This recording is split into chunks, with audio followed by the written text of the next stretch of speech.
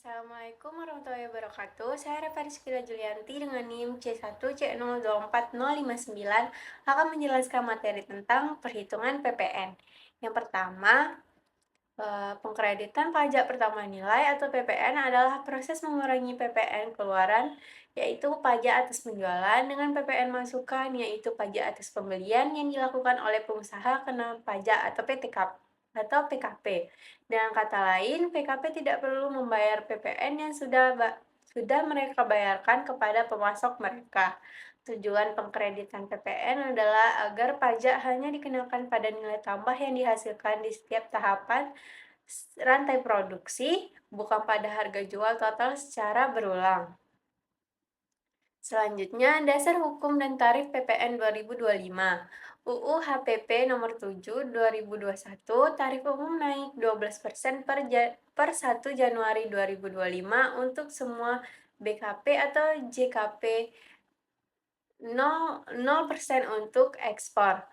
PMK 1131 tahun 2024, penyesuaian DPP 12% dikali 11 atau 12 dikali harga jual atau impor untuk non mewah, efektif tetap 11%. 12% penuh untuk barang mewah, misal mobil di atas 5M mulai Februari. PMK 11 2025, nilai lain DPP dan besaran tertentu plus relaksasi pengkreditan 80% untuk PKP baru. Tarif fleksibel 5-15% via Perpu setelah persetujuan DPR. Selanjutnya, PPN keluaran. PPN keluaran dipungut PKP atas penyerahan BKP atau JKP terutang. Rumusnya tarif dikali DPP. Syaratnya, faktur pajak e-faktur diterbitkan kurang dari 3 hari, dilaporkan SPT Masa termasuk pemungutan oleh bendaharawan. PPN masukan dibayar PKP atas perolehan BKP atau JKP untuk usaha produksi, distribusi, pemasaran, dan manajemen. Syarat formalnya, faktur sah NPWP lengkap, tidak dicatat. Masa pajak kurang dari 3 bulan. Material hubungan langsung dengan keluaran terutang. Tidak dikreditkan non-usaha atau mobil pribadi.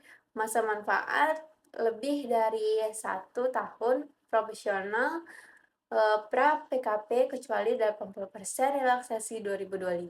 Alokasi campurannya penyerahan terutang atau total dikali PPN masukan. Selanjutnya, mekanisme pengkreditan dan PPN terutang. Rumusnya PPN terutang yaitu keluaran dikurang, masukan dikreditkan, ditambah denda keterlambatan. Positifnya, setor ke negara via SSP atau SSKB. Negatif, restitusi kurang dari 30M auto lebih dari audit.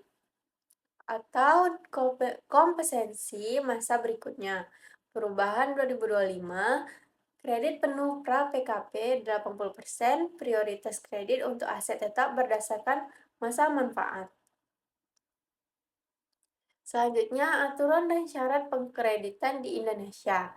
Untuk dapat mengkreditkan PPN, PKP harus memenuhi syarat-syarat yang diatur oleh Direktorat Jenderal Pajak atau DJP.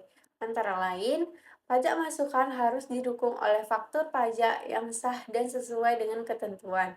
Pengkreditan dapat dilakukan pada masa pajak yang sama saat faktur pajak diperoleh atau dalam 3 masa pajak berikutnya.